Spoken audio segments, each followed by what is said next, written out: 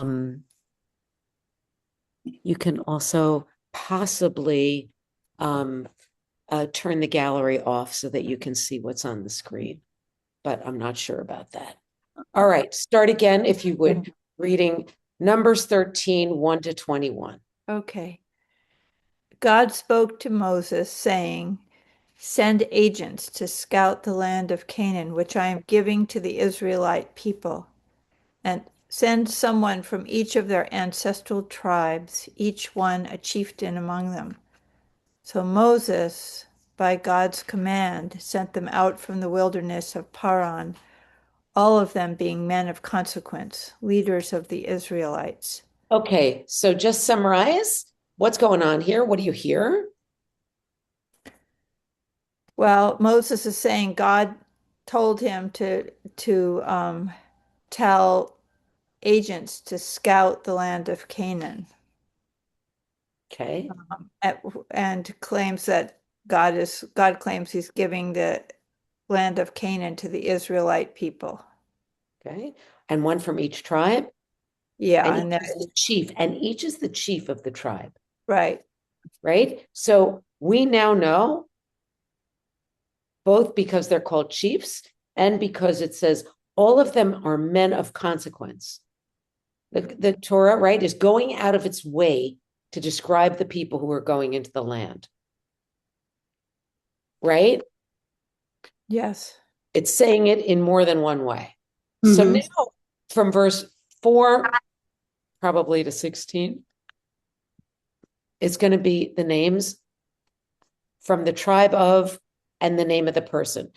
So it's from the tribe of Ruvain, Shamua ben Zahor. And this is going to be each tribe sending the chief of the tribe. Okay. Mhm. So we have the tribes in order of birth: Ruvain, Shimon. Actually, Levi should be next. Levi should be next in birth order. Yehuda, Issachar, Ephraim, Benjamin, Zivulun, Yosef, Dan, Asher, Naphtali, and Gad. So there's Ephraim and Manasseh. Just Mhm. so I don't know. Do any of you know the names of the sons of Israel offhand? No. Well, No. I'm just going to tell you something I learned, and this is an example of it, that the sons of Israel, the B'nai Israel, when the tribes, when they're listed, they're never exactly in the same order. And sometimes they even have different names. So here we have, interestingly, for the tribe of Joseph, we have the tribe of Manasseh. Manasseh was Joseph's son. Manasseh is not one of the original tribes. And it's the same thing with his brother, Ephraim. Ephraim and Manasseh were Joseph's brothers. It's just interesting they're named one of the tribes here. And the tribe of Levi is not specified here. Yeah, I was looking for that. Okay. And there's That's a one of the reason. few I know. And there's a reason for that. The tribe of Levi always gets left out of a lot of things because it is their command to take care of the sanctuary. Uh-huh. They're the guards. They carry it, they put it together, they take it apart, they camp around it, everything. So let's, Julie, if you'd pick up from 16 and go on to 21. There we go. These are the names of the men whom Moses sent to scout the land. But Moses changed the name of Hosea, son of Nun, to Joshua. When Moses sent them to scout the land of Canaan, he said to them, "Go up there into the Negeb and on into the hill country, and see what kind of country it is. Are the people who dwell in it strong or weak, few or many? Is the country in which they dwell good or bad? Are the towns they live in open or fortified? Is the soil rich or poor? Is it wooded or not? And take pains to bring back some of the fruit of the land." Now it happened to be the season of the first ripe grapes. Okay. So, okay, what's going on here? Well, God has asked Moses to choose people to go out and scout the land and see if it was okay. And when they came back, they found out that it was a good time to go because the first grapes were in season. Okay, they're not back yet. They haven't gone yet, Oh, but they're right? oh, It it just happened. says It happened. what you're Yeah. noticing Mhm. is a shift in person, a Uh-huh. literary shift, right? Okay. First, we hear Moshe speaking. Is the country good or bad? Are the people good or bad? Is it open or fortified? Is the soil rich or poor? This is Moshe saying. And don't forget to bring back some of the fruit of the land.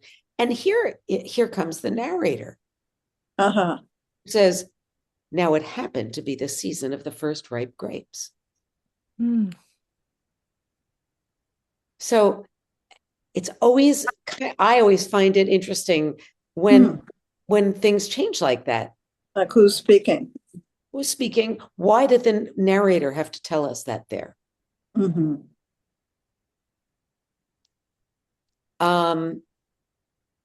Right. So they're going and they have a strict charge of information to find out, right?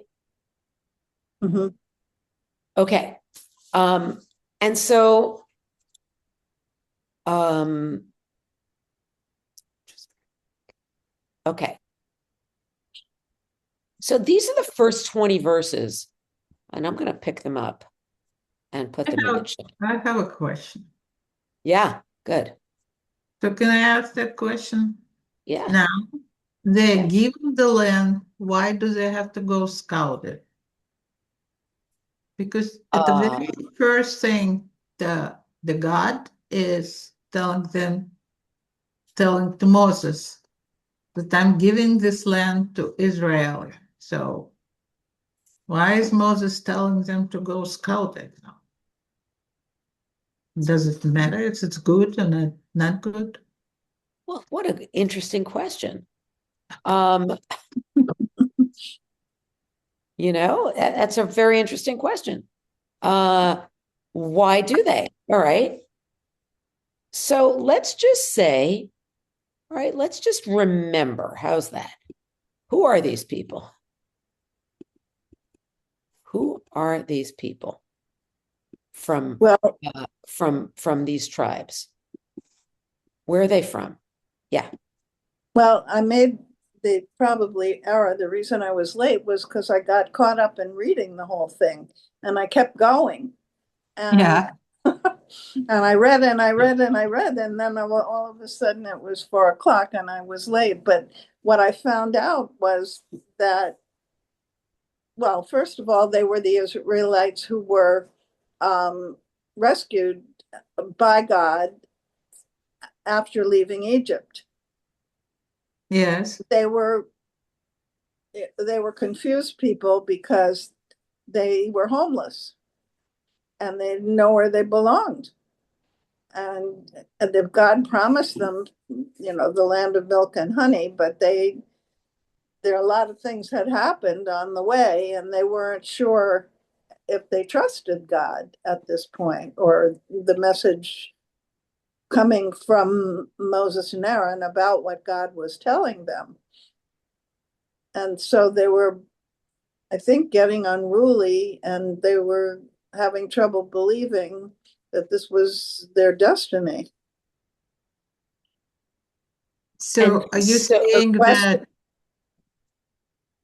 I understood that Moses tells them to do that? Is it Well, Moses passes what God tell him, or who does not believe what God just promised it's going to be land of milk and honey? Why do they have to go check it out? right. So first, and I want to go back to the text, okay? Because, okay, the first thing in the text is that God spoke to Moses saying, send agents to the land. So this is God's order. Yeah, right. It's not initiated by Moses. This is initiated by God here. Mm-hmm. And so God sends them out into the wilderness. All the chieftains of the tribes. Mm-hmm. That's right. Okay. So that's one, that's a bit of a response to you, Allah, that Mm-hmm. right, that it wasn't necessarily Moses's idea. God gave Moses the job to do. And then they go and hear, and then Moses says to them, and he said to them, here, go up there, go to the hill country, and then find out things about the country. Right? You got a list of things to find out. So Allah and Arlene bring up two really interesting points, right? One is that these are people who are quite recently liberated from Egypt. This is before the 40 years of wandering. Right. Oh, Okay, this is before. This is right after Sinai. Right. Sinai, they build the Mishkan. Who knows? I'm sure someone knows how long that took. And then God says, all right, time to go. You've been hanging out at the mountain too long. It's time to go. And so they get into their order. And Moses said, this is the land. And now we're going to send out people to have a look at the land. So one, as Arlene said, they're newly liberated. They have a slave mentality, certainly that is intimated, and not just intimated. We've already had like a couple of little unruly moments. They want quail, and they want this, they want that, before even this begins, this part of it. And then Allah says, well, isn't the land going to be great because God says it is? And that's a really, where is their faith here that they can just go into the land? Why does God want them to go into the land? So why might God, listen, and here we are, we're just talking about this stuff. Why might God want them to go into the land? I don't know, but I notice that Moses tells them to check out the inhabitants of the land. Are they weak or strong? Are they fortified or open? He doesn't suggest that they try to talk with them or anything. Just go and see who's there and or doesn't say find out if they're friendly or if there's room for us. That's I find myself thinking about that. And Moses is saying that, not God, from what it seems in text. It does. It seems that those are Moses's words. Yeah, God just says, send them, and then Moses gives them their agenda. right. Right? That's how it seems to me. Also. So, all right, what questions might you have here? So you already had the question, why does God want them to do this? Why doesn't God just send them on their way? Right? This is obviously where they're supposed to go. Why doesn't God just say, go into the land? Well, as I said, I read ahead. So I Okay. know what's coming down the pike, and I guess he wants them to be prepared for what they're going to find.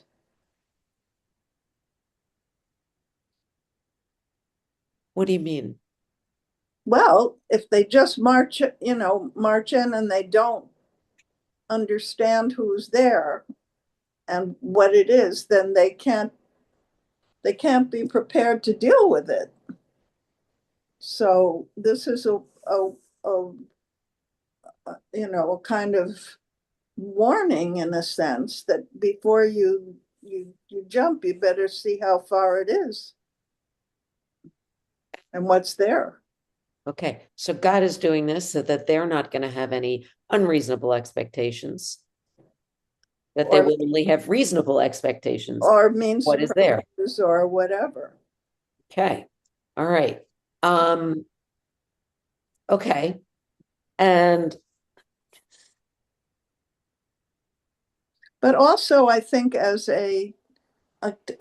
God keeps testing them to follow His commands all along the way, and keeps reminding them that, well, I guess that happens later, but that God has the power to make things pretty miserable if you don't believe in God, if you don't follow the commandments, that there could be something to pay.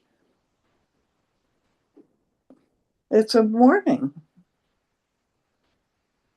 okay, they don't know yet. They don't really know. I mean, they know about, the Torah, but it's sort of a proto situation. They just got it at Sinai. So, like, what do they really know? There was this huge traumatic experience where God appeared and spoke to Moses, but Moses might have downloaded the whole Torah, but I'm not sure the people did. Right. So But I also went through the all the 10 what do you call it, the trials. What am I trying to say? those were Abraham's trials. Yeah. They And were just Abraham's, not the people's. no, but in Egypt, the Plagues, the plague. Sorry, I couldn't get the word out. They Got it. through all that, so they saw God's power, Right. and they saw what happened if you didn't obey. Right. Right. Right. And so they're in a state of, you know, knowing that they could be in great danger if they don't follow God's rules and God's commandments. Okay. So that's great. Right. So here's a people that should be, like they say, trembling in awe. Mm-hmm. Right. Because they've just had this kind of awesome experience. Mm-hmm. Right. And so God says to Moses, tell them to go to the land, and Moses does. And Moses has been with them as far as this whole journey has been. Right. Moses was with them in Egypt, took them out of Egypt, crossed the Red Sea with them at Sinai.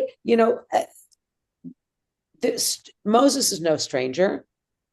He's been telling them, he's been channeling God's words to them about the whole building of the Mishkan.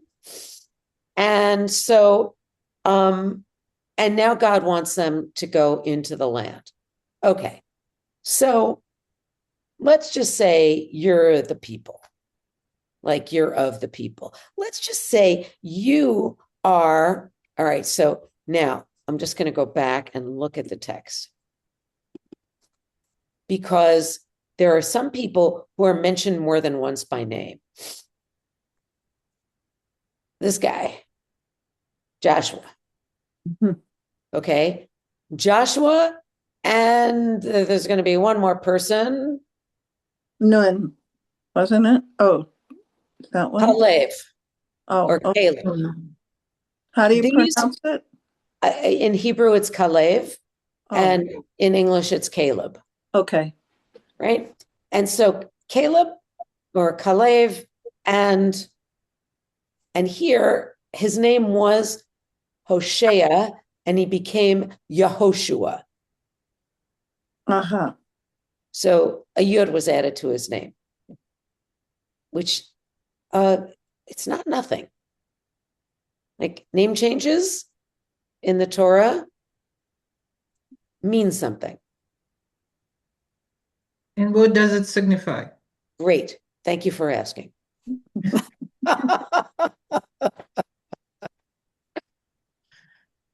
So when you add a yud and a hey to a name, you're adding God's name to it. Oh, Ah, So Interesting. Avram became Avraham. Ha, hey. uh-huh. Sarai became Sarah, also added a hey. Hmm. Now, Jacob became Israel. That's a whole name change. Then here, Hoshea becomes Yehoshua. Same root, just added a yud and a Yehoshua. I think it's a yud and a vav is added. So all letters of the divine name. All right. So that's something when you see, you say, huh, what's that got to do with anything? Why did Moses change the name here? Just a question, right? When we read these 20 lines of Torah, there are questions, Mhm. right? And I want to get us used to asking questions. Well, if the H significance it's closer to God, if I understood correctly, It's the so yud. we identify those people as having, I don't know, a larger meaning than others. Hang on a minute.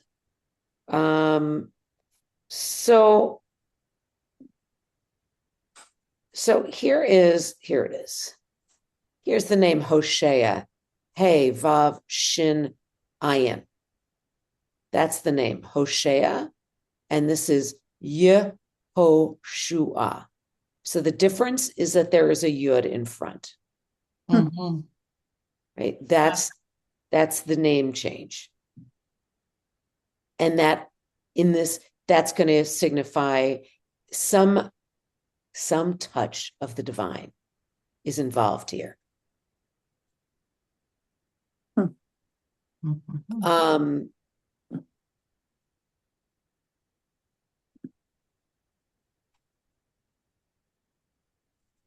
We have not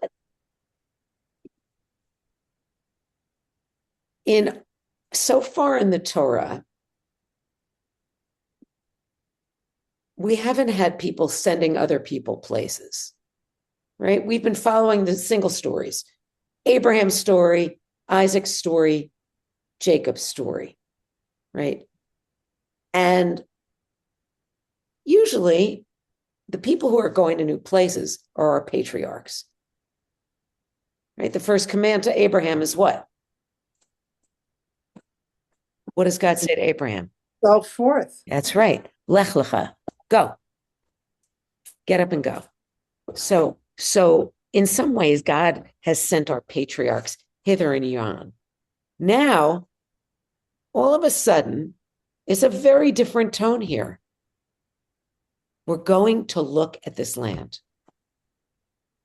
This is going to be our home. This is the land that God is giving us. And I really want to put current politics aside, okay? I'm talking about the Torah in the Torah's own words, okay? Mhm. So Moses, like a good leader, is like, oh, we better find out what's going on in there, maybe. Let's send a convoy of people in. Let's send people of renown, people who are known to be good people. And let's get that information so that we can then act on that information, right? So All right, so you all are now the men, these men. You are each one of the tribes of men. And Moses says, this is what you're going to do tomorrow. You're going to go, and here's what you're going to look for. So I'm wondering, what are you thinking on this night before you go?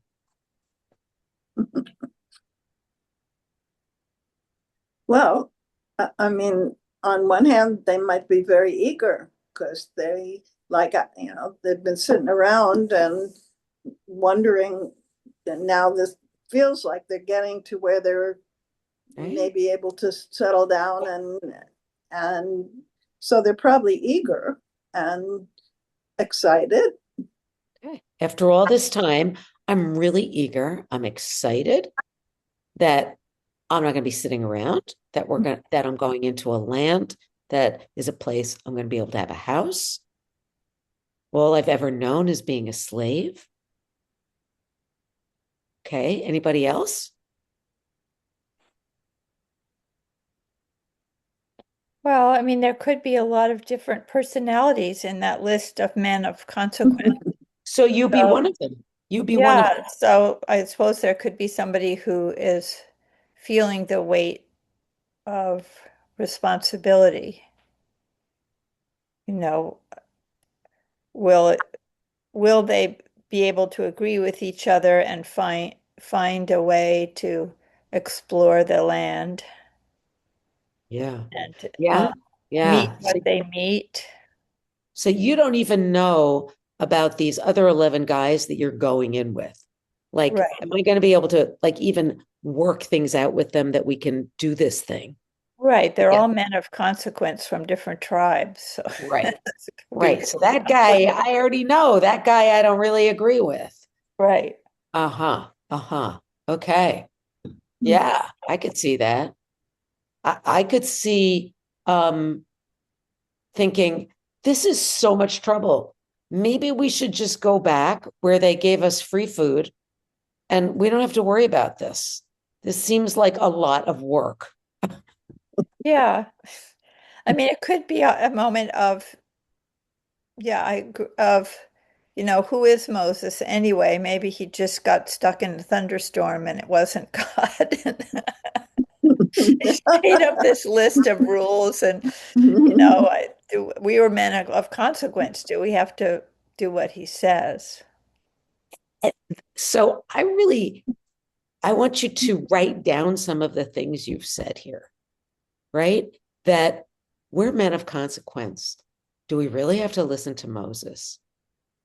But isn't that God who defines them as a man of consequence up Uh, before? no, that is the narrator. That's a narrator?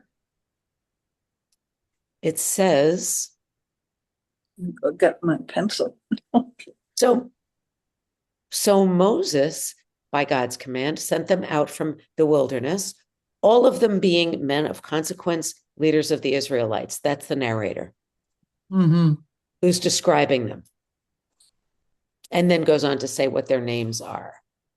Now, that it could be that they were chosen because Moses knew they were men of consequence, or maybe they chose themselves. I don't know. Yeah, okay. Right? But these are, I want you to remember this because the story is going to change. And, whatever position you may be taking here, like, I don't even like that guy already.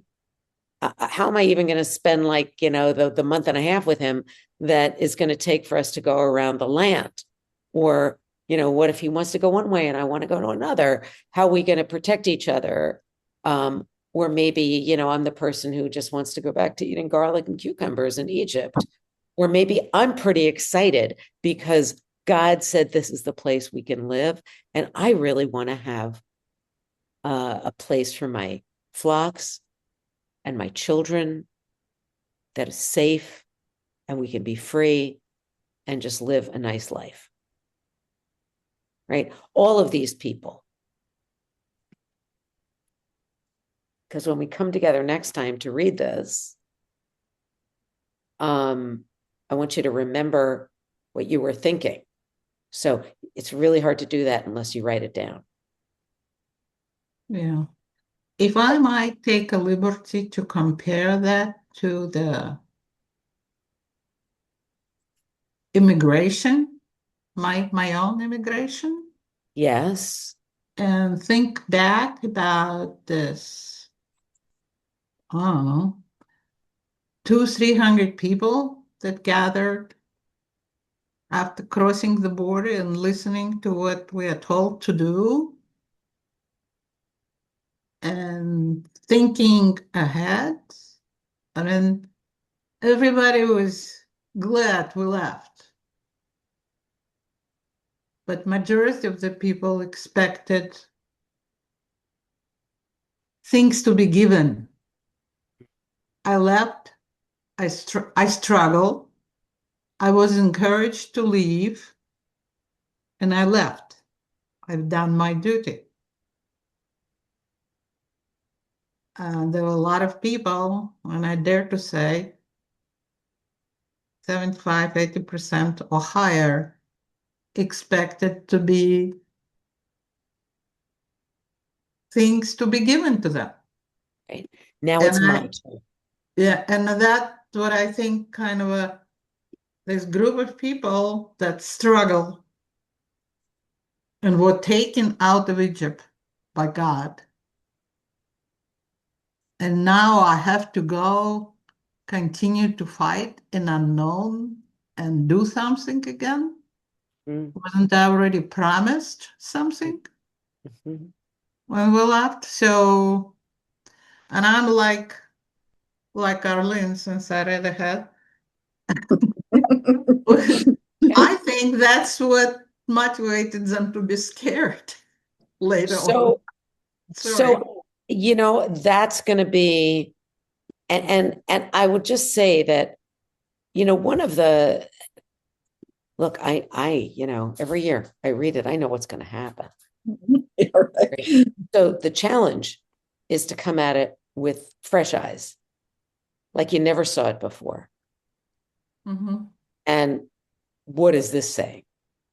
And Allah, that experience, I hope you write it down and bring it next time, because I think that, that is one immigrant experience, right? It was so hard.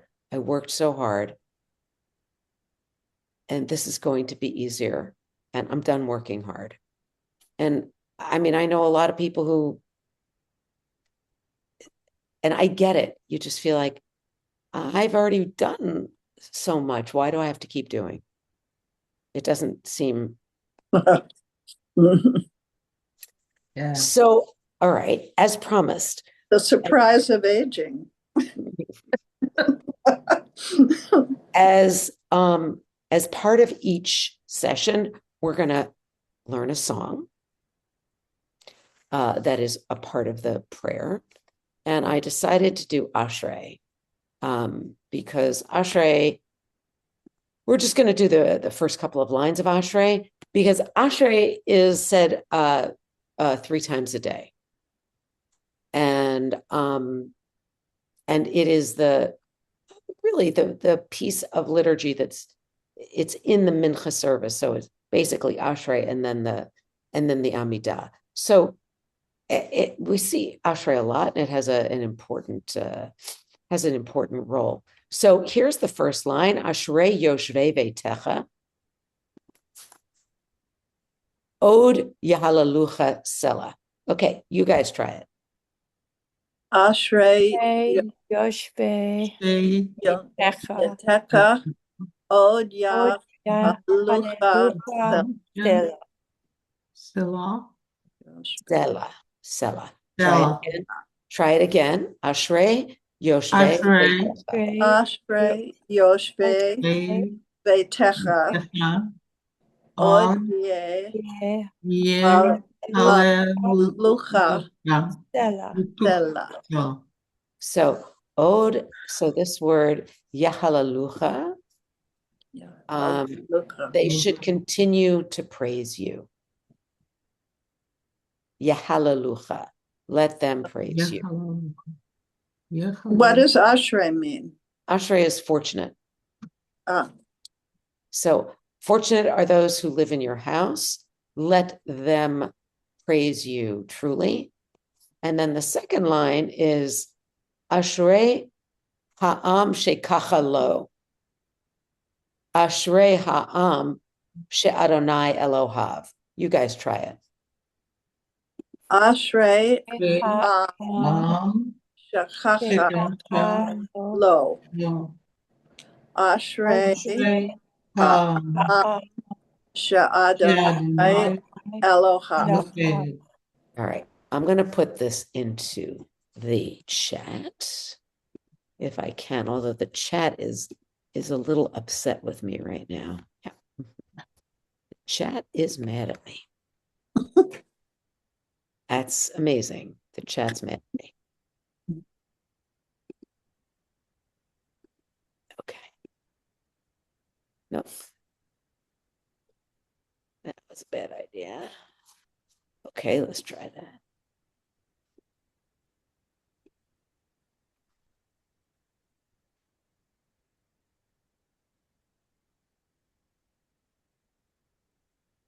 How's that? Did you all see this? Yes. Yeah. Amazing. Okay. Oh, no, what?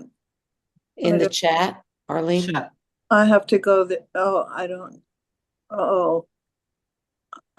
know how, where is it? I saw it and then it disappeared. If I click on You chat, should, it's not yeah. there. But So, new chat, start group, wait, everyone. I'm not finding it. No, click on chat and Yeah, should show up on your right. yeah. And okay, there it is. do you see it? Oh, Sally, and then click Okay. on Sally, right? I should click on chat. There it is. I got it. Okay. Leave it up there. Leave it up there. I'm going to play some music. I sing for all what is holy. I'm going to play some music and we're going to sing along a little bit. I'm going to ask you to mute yourselves. Ask you to mute yourselves. Oh, Okay. sorry. And there. I can't seem to do everything all at once.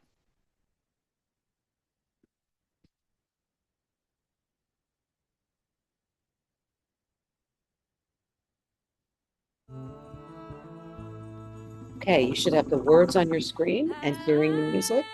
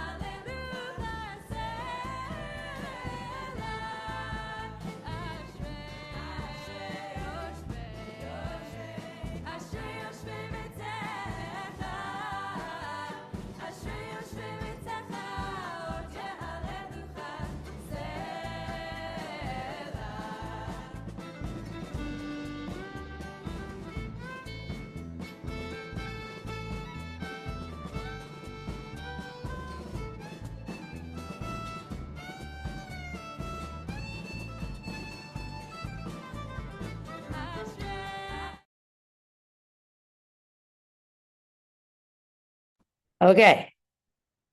All right. So I'm gonna put together a playlist so that we can have these songs, right? Because it's really fun to go to synagogue and sing songs and to know what they mean. Um, and and yeah, that's about it. I'm going to